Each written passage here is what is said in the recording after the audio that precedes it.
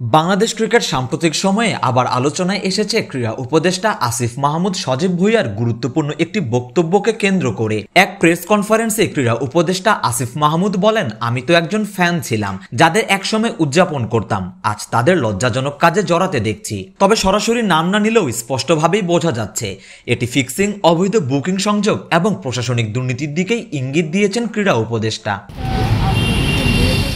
আন্তর্জাতিকভাবে যেভাবে ফিক্সিং বা বুকিং এর মতন ঘটনা ঘটে, বাংলাদেশে এসব ঠেকাতে বিসিবি ও সরকার কাজ করছে বলেও দাবি করেন তিনি। কিন্তু প্রশ্ন থেকে যায়, কারা জড়িত, কি পদক্ষেপই বা নেওয়া হয়েছে? এই প্রসঙ্গে উপদেষ্টা বলেন, এখানে বুলবুল ভাই আছেন, ওনাকে বিষয়গুলো দেখার দায়িত্ব দেওয়া হয়েছে। ক্রীড়া উপদেষ্টার এই বক্তব্যেই স্পষ্ট বোঝা যাচ্ছে বিসিবির বর্তমান সভাপতি আমিনুল ইসলাম বুলবুলের উপরই পুরো দায়িত্ব বর্তেছে, কিন্তু বুলবুলের ভূমিকাও তেমন প্রকাশ্যে আসেনি।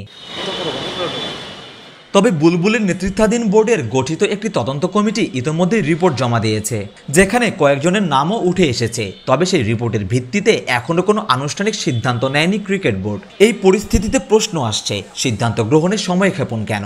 তদন্ত শেষ হলেও সিদ্ধান্তের জায়গায় এত দেরি কেন?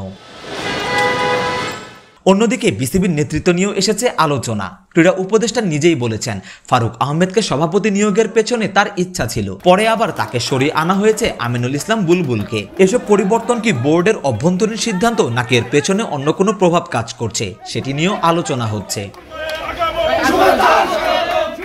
সরকারি হস্তক্ষেপ নিয়ে তার বক্তব্যে এসেছে দুই ধরনের বার্তা। একদিকে তিনি জানান সরকার ক্রীড়াঙ্গনের নির্বাচনে হস্তক্ষেপ করে না, আবার তিনি বলছেন কিছু ক্ষেত্রে ডিসিদের মাধ্যমেও নাকি কাউন্সিলরদের ওপর চাপ প্রয়োগের অভিযোগ আসছে, যেটা ঠেকাতে সরকারের ভূমিকা প্রয়োজন বলেও উল্লেখ করেছেন আসিফ মাহমুদ। আসিফ মাহমুদের এই বিপরীতমুখী বার্তা থেকেই তৈরি হয়েছে কিছুটা ধোঁয়াশা। তবে এসবের মাঝেও এসেছে আশাব্যঞ্জক পরিকল্পনার খবর। আগামী 1 মাসের মধ্যে স্পন্সরদের সঙ্গে সম্মেলনের আয়োজনের কথা জানিয়েছেন উপদেষ্টা। তাদের লক্ষ্য ক্রীড়াঙ্গনে অর্থায়ন বাড়ানো। ওয়ালটন এখন দেশের সীমানা পেরিয়ে পৌঁছে গিয়েছে 50টিরও বেশি দেশে। ওয়ালটন, ঘরে ঘরে, বিশ্বজুড়ে।